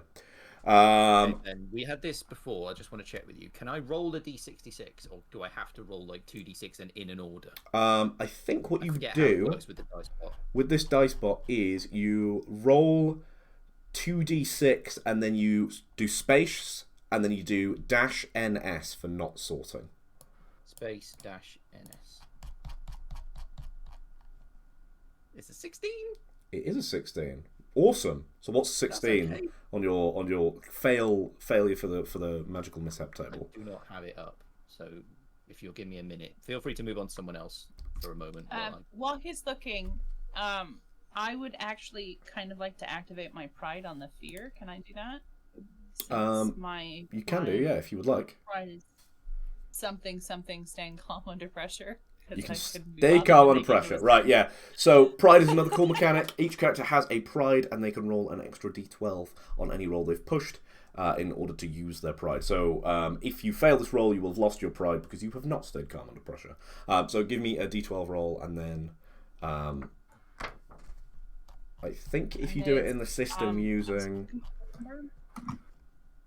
Give me a sec and I'll tell you what it is in the dice bot. I've got the table up. I'll put it in pre-show FL. Yeah, there's a way to do it with the dice bot, but I can't find it right now. So if you just roll a d12, we'll just do the interpretation ourselves, because I've got the table here. Oh, it's done it for us. 2 successes. It just works. Okay. 2 successes. You're fine. You won't take any fair damage. Right. What is your magic mishap? I'm thirsty. You're thirsty. What? Your spell 16. The spell suddenly makes you very thirsty. So the spell still triggers and is fine. So what you basically look through, maybe a mile and a half away, and what you see is this what looks to be the base of like a wizard's tower, all like crumbling, but built up around it is this whole settlement. There's sand skiffs like waiting in docks, and there's like pavilions and like buildings with like domed roofs, all of that kind of stuff waiting. And you have been to this place before. This is Cavassar, which is a trading hub.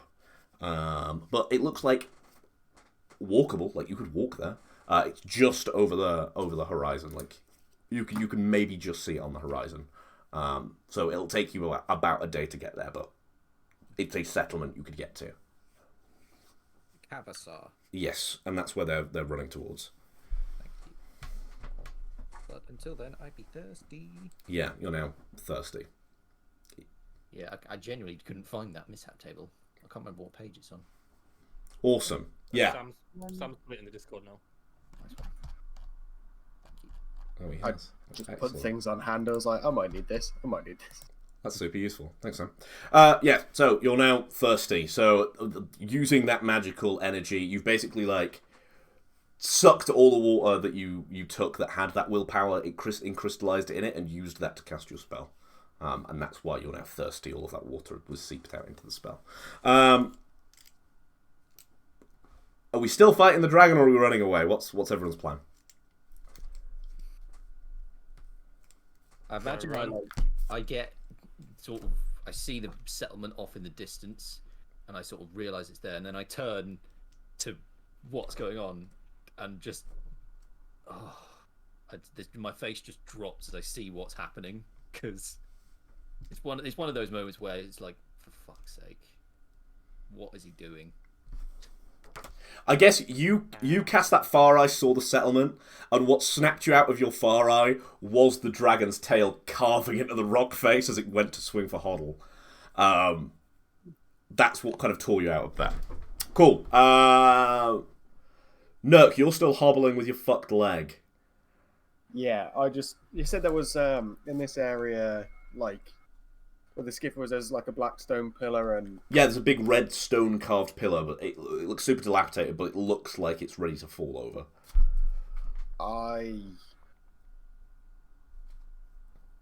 I'm gonna just try and hide by that. Awesome, that's fine. So line of the dragon, see if it sort of notices me heading in that direction. It seems to be in this very defensive position where it's just trying to get you all away from it so it can try and eat. Again, it wasn't having much success with that, but that's what it's kind of going off instincts and trying to eat. What I'm gonna do, I'm gonna hook up my sling with the thing and just sort of throw it not at it but a ways down to try and spook it into going away. Maybe is my thought. So because it's obviously focused on Hoddle, because Hoddle's just attacked it, it's not really spookable at the minute. That's all right. But you can hide behind that pillar and yeah, be fine. I will hide. I am not moving quick, so I'm gonna hide down. Stratis is gonna run to where Nurk is and eventually see if they can help Nurk get out of the way. Do you want to give me a medicine roll to try and put his leg together? Sure. Medicine healing, right? Oh, yeah. That's gonna be terrible. That's gonna be awful. Ironically, I'm good at healing. It's fine. Okay. 2v8. Yeah. So because I succeeded on my pride roll, I didn't lose that empathy point, right? Yeah, correct. Okay. Awesome. You want to push that or no?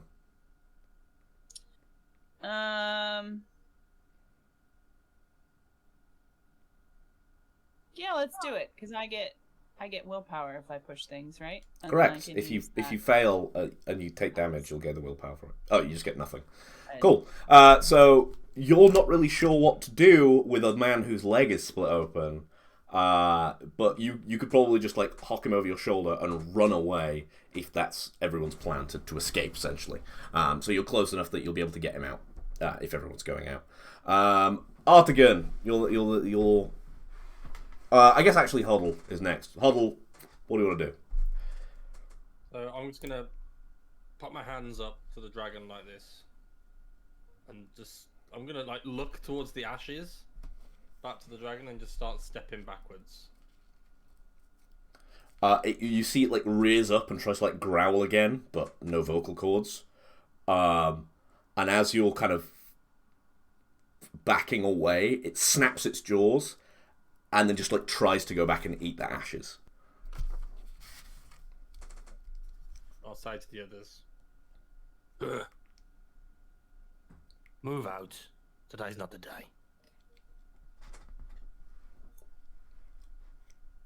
Awesome. Are we all retreating? Yeah, Certis is gonna start tugging on Nurk's arm. I will. After we've got about 10 meters away, I'm going to turn around and I'm going to sprint at the pillar and try and knock it over onto the dragon.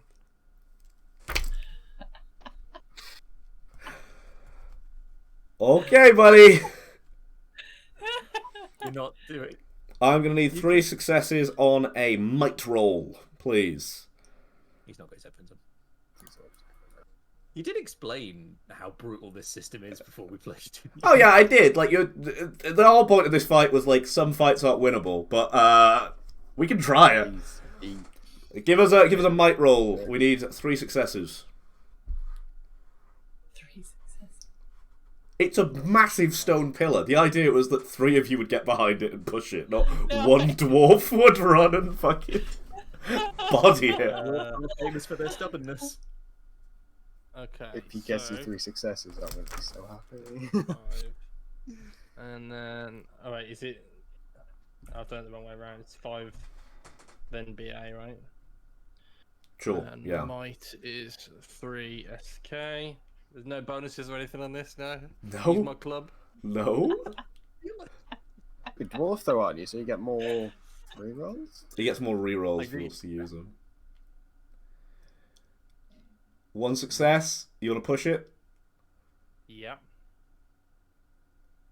3 successes. You want to push it some more, see if you can get it even further over? I have to Oh spend my a willpower, right? You do have to spend a willpower to do that. I'm gonna do it. Let's do it. Spend a willpower. Push. Oh wait. It Didn't do work. anything. Okay, so what happens is you charge There you in. go. I did it. I got Oh, 4. so take the 1 damage from that. Take the willpower as well. As you charge in, you crash into this pillar so hard your shoulder kind of dislocates, and we just see this thing very slowly like lean in. And as the dragon lich is kind of like chomping on the ashes, it lands directly on this thing's tail and pins it there. So it can't chase you, and it's like thrashing around, and you can see like chunks of its like rotten flesh are like flying off. Its skeleton is like magically held together, so basically what it's doing is it's kind of like degloving its tail as it's thrashing around trying to like get from under this thing. You've majorly pissed it off, but it's not it's not substantially injuring itself because it's magically held together. But it's thrashing about, and it's basically like pulling chunks of its own rotting flesh off. I'm gonna slide over the rock, like super, like sliding over a car bunny style. Okay. Put my foot on the tail, and just try and fucking pull the metal out. Holy shit! Whilst Right. he's doing that, can I try and heal Nerf's leg? Yeah, go ahead. We'll do that first. I need to be running in a minute. Yeah. Is that just a healing roll then? Yes, it is. That's right, we've got a 10-meter head start on its first prey, so it's fine. Oh, I am rolling like. Are you pushing that, or are you keeping it as is? Yes, I'm gonna push it because I need a win. That's 1 success, but I take 2. Awesome. You're up with 1 agility, Nurk. And then what we see happen is, instead of going for a bite this time that didn't quite work, it floods the area around itself, including its tail, with noxious gas. Are you trying to move out of the way, or are you staying trying to pull the tail? I'm gonna start pulling the tail. Okay, so first take an empathy damage as you start hallucinating. It's what he would do. Okay. Fine. Fucking hell. All Are you sure? Are you sure you want to stay? Really want this character to die. I assume you have another one rolled up and ready to go, right? No. It clicks the end of its tail together. What? Before I got to it and started to try to pull? Take 4 strength damage as the whole area lights up. I was slow. I'm fast. Yeah, you're trying to pull it off, and you're in the area where it's just sparked. You just said you didn't want to run away. I felt like because I was holding it, it couldn't have like. All it's doing is clicking like that, like it's not. I'm holding on to the metal, right? There are 2 components on the tail, though. Yeah, there's 2 components. It's like clicking it together. So it's just you're in the click. And it's big. You're probably the size of the thing clicking. Oh yeah, there is that. Okay. So take your 4 fire damage as this thing lights up the area. We basically from the outside you just see like the whole thing goes up. The Dragolich looks fine. A few of those flags are now like on fire on it. You're on fire, Hoddle. The metal is scalding hot.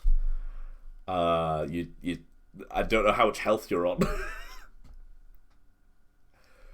How do I know when am I dead? When I lose an attribute? Yeah, Like a whole a line whole of attribute. attributes. Yeah. Okay. So you've just taken 4 strength damage. I'm alright. Okay, right. Are you still trying to pull the metal off? Nope. What are you doing? I'm gonna run away. Run away. Give me a move roll to see if you can run out of this thing's zone before it tries to like snap you with its teeth or something. I imagine us 3 are continuing to leg it. I assume after I've healed up, I forget the name, Nurk, is it? Yeah. Yeah, I assume we're all moving, like, away. So Yeah, it chars you, and then it goes in to try and like snatch you with its jaws, but you just get out the way. Your beard is like falling off as it's singed. All you can smell is like burnt hair and clothes. You've got like 3rd-degree burns all up your arms as you like running as fast as you can towards your companions, who are also now running away. As you shrink into the distance, we see the stone pillar get tossed aside. We see the Dragolich ascend back into the maelstrom. But the scent of kind of rotting flesh and now heavy scent of sulfur disappears as clearly it's gone somewhere else. Walking through the desert, do you guys want to say anything to the fucking suicide dwarf? I want to slap him across the face again. Yeah. I'm just gonna walk in silence for a little bit, like behind you guys, and then when I do start to catch up, I'm just gonna go. Did you see that? Oh. So he was in fire, so he's got no beard now, right? He's got like just a little beard. He used to have like a big dwarven beard. He's now just got this essentially. This is all that's left. I like your new look. It looks great. He's also like very clearly got like horrific 3rd-degree burns on his face. Like he's not in a good way. Should we do we look out of trouble? Because you look out of trouble. Whatever has happened, like something has clearly called the Dragolich away because it stopped trying to eat those things, tossed the pillar off itself, and flew in a direction that isn't thankfully yours. those guards ran. I still got this, and I pull out the juice stick. Delicious juice stick. I'm not going to refer to it as a juice stick anymore. It's like a big aloe vera kind of leaf thing. Got any spare? I would appreciate it. Yeah, I think I need it, and The magic kind of knocks it out of you sometimes. yeah, that's 1d4 resources, right? Yeah, you can do. The bot has special stuff to handle it. If you want to look at that little menu, I believe it's 1 res d 4. 1 res d4. Yeah. I thought that was it. It might just It be starts res as d6. I don't think there's a 1. I think it's. Oh, res sorry. before. Oh yeah. Yeah. No, it starts off as a 6. I think you might be right. It might not even recognise a 4.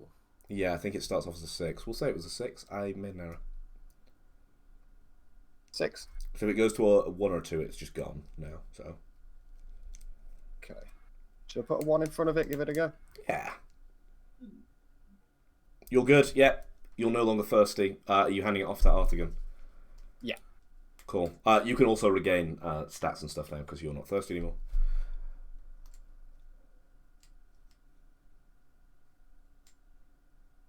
And it's gone. Artigan. For not being thirsty. You don't regain stats, and you're also going to take damage the next day that you're thirsty. So Artigan, you do manage to you drink it, but you basically squirt the last of the thick. It's not water. It's like a weird thick hydrogel. It's horrific to swallow. It tastes kind of rank, but it does hydrate you. You're super injured, I imagine, Hoddle, right? Yes, Okay. severely. Okay, just as a thought. That's fine. Can I do any? Can we do any healing on him? Because he's thirsty, no, he actually needs to resolve his thirst before anyone can heal him. Oh, mate. That's like a thing of thirsty. Because I was thirsty, I'm and genuinely out of character. I healed me. forgot you still had that condition. I'm happy to have said we pass you the thing instead of me. I think you're so thirsty you wouldn't have even thought about that, and you would have just drank it. That's fine. Because we've That's already fine. done the roll as well. I wouldn't have asked for it if I'd have known he was still thirsty. But Oh, okay. fine, that's fine. We'll forget. We'll... Let's say for now that you were so thirsty from your magic, you took the last, and that's why you drained it, because you just drank the whole fucking thing. Like, there was more than one mouthful in there, you just drained the whole thing, because you were thirsty from your Just locked spellcasting. on. I just looking up it and going. So, it takes a few hours, but you eventually, if you still want to go there, get to Kavasar. which is this big. It's built on like a crumbling, like the base of a crumbling wizard's tower. All of the stuff around it is like nice like pavilions or like domed like clay brick houses. It's all raised above the black sand on like it's like stilts surrounding this giant wizard's tower that's basically like chopped in half and doesn't have the top on it. That's just kind of like the base of the tower that everyone's like built around. People who have been here before know that this is a trading hub and does have a sovereign. So sovereigns are those powerful warlocks who can control the maelstrom. The sovereign here is called Ivor the Bold. No one's seen his face because he's always covered head to toe in like flowing purple silks. The only thing you ever see is one of his eyes and his mouth. You don't even see his hands or anything. There's a dwarf smith here, you know that for a fact. And you know, because it's a trading hub, there's a bunch of sand skiffs there. As you arrive, you see this wonderful black sand skiff that you can see on it has one of those black flags with the green skeleton and a longsword like draping off it. And you see that this is the Fey Dancer. And it's got like a big like fairy figurehead on the front of it. And that is where we're going to end it today. You've made it to civilization. One of you has horrific burns. The other one's leg is scarred to pieces. Another player character drank human blood. And Artigan, I don't think you did anything that was particularly horrific, right? You mostly were fine. I drank You blood. got really thirsty. Oh, you did drink blood, and then you did get quite thirsty. So that's Forbidden Lands, guys. Attack a dragon, though. Yeah. A dragon lich. It's not a. It's It was an undead. It's mostly fine, probably. So. I always thought that made them worse, though. There's now a dragon out there that's hell bent, pissed off at Huddle, so I'm liking that. Actually, so it would have if it was a Sorry, I'm freshly sorry. dead dragon, but dragons have been dead for like hundreds of years, so they're basically like reanimating the dregs of a corpse. You seem really concerned that the dragon's pissed off at me. Have you never started to think that maybe I'm really pissed off at the dragon? Oh yeah, And there's it should a be scared. nemesis, Oh, yeah, I'm sure you'll- nemesis thing here. I am totally happy to explore. So that. Forbidden Lands has the Nemesis system from that Lord of the Rings game, so... So, in Forbidden Lands, we do experience every session, and we do that by, I will ask a list of questions of the players. If they say yes, they mark 1 XP. So, did you all participate in the game session? You all did mark an XP for free. How fucking excellent is that? Where's the expert? Oh, I see. Okay, I'm good. Awesome. Yeah, we good? Did you travel to one new area? You did. You arrived at Cavassar. Did you discover a new adventure site? Yes, you did. That was the train robbery thing, the skiff in the sand. That was an adventure site. Take another one. Did you defeat one or more monsters? You didn't defeat the monster. You've just pissed it off. Did you find any treasure? You found the Oh yes, we did. knife. Yeah. The sling and the knife. Just the knife. Just the knife because it's this sacrificial dagger counts as treasure for this. Yeah. So do we all get an experience for that? You all found it, so you can all have the XP. Nothing. You don't have a stronghold, so you can't have built a function of it. Did anyone activate their pride? I believe Catrice did. No one else, though, right? Was it? Mark an XP. If you suffered from your dark secret, I know at least one person suffered from theirs. Mark an XP. Did you risk your life for another player character? Anyone think that someone risked their life for another player character? I would say Me. Satrice did. Satrice did for Hoddle. I would say that Hoddle didn't risk his life for another player character. He mostly. Oh, he No, did. no. He did because he He did, got he did Merc for out me, of yeah, the yeah. noxious gas. Yeah, Oh no. Yeah. yeah, he did. What are you Okay. talking about? Ignore me. I was normal before I saw the metal. It was fine. I put myself out there to those bandits. I can't let aside from the storm. You know, that's it. I don't think I risked my life for anyone today. Yeah, I don't think you did either. And finally, did you perform an extraordinary action of some kind? I'm going to say running headfirst into a pillar to cause it to topple over and single-handedly trap a dragon lich. I think you can have an XP for performing an extraordinary action. Thanks. If you look at the cheat sheet I gave you all, it's got spending XP, but we will not do that now. Do that off stream if you want to spend any over the next couple sessions. That's the end of the gameplay section of the stream, so we'll do all our outros and saying goodbye and making sure people can find your Twitters and your YouTubes and your OnlyFans, I guess. We will start with the man who has an OnlyFans, Uninformed RPG. Jordan, please sign off for everyone. How did you know? Yes, thank you, Ben. I'm Uninformed RPG on YouTube and also on Twitter at Uninformed RPG. On YouTube I do tips and tricks videos for new players. I've also been on a bit of a hiatus from a mini series on Blades in the Dark, which is the last full campaign that we ran on the stream. Hopefully getting a third part out this week, maybe. I'm on holiday next week, so I have time to work on it. So fingers crossed it will actually happen this time, because I've been saying it on and off for a little while, but I'm hoping I'll get some more stuff out in the future, so check it out. It's good. Awesome. We will hop over to Tempest TT Games. Please give your sign-offs and your way to find you and all of that stuff. Please. Morgan, aka Tempest, and my Twitter and my Twitch are both the Tempest TT Games that you see right there. I stream every Monday night. At the moment, I'm doing mostly solo RPG game design, and also hopefully going to be playing some solo RPGs on Mondays. Everything else I've got going is kind of in the background. I've also got an itch, which is morganj.itch.io, where I have a game that I recently wrote, inspired by our fabulous, I think I'm pointing in the right direction. You're pointing in the right direction. Our fabulous GM here. It's called Corporate Overgoats. It's a fun little one-shot, one-pager game, and I hope you'll play it. It is quite fun. I have played that. We'll jump down to Mod King 09. Plug anything you want to plug. Yeah, I'll probably be up streaming again on Twitch after a long hiatus at Mod King Gaming. Same, I've got an itch at modking09.itch.io, and a Twitter at same modking09 as well, if anyone wants to follow me.